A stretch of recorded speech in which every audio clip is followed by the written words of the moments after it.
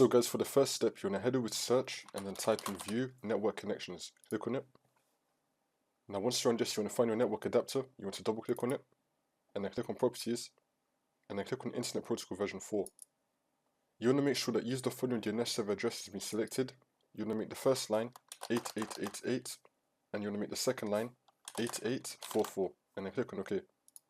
Now once you do that, we're going to close up both of these and then you want to click on diagnose this connection. If any problems come up, then it'll fix it for you. And now you want to head back into here. You want to right click on your network adapter and then click on properties. And then you want to click on configure. And then you want to click on the advanced tab. Now once you're on this, under where it says property, you want to scroll down till you find network address. Then you want to change the value to 0 and then click on OK. Now once you've done that, you want to right click on your network adapter again and then click on disable. Then you want to right click on it again and then click on enable.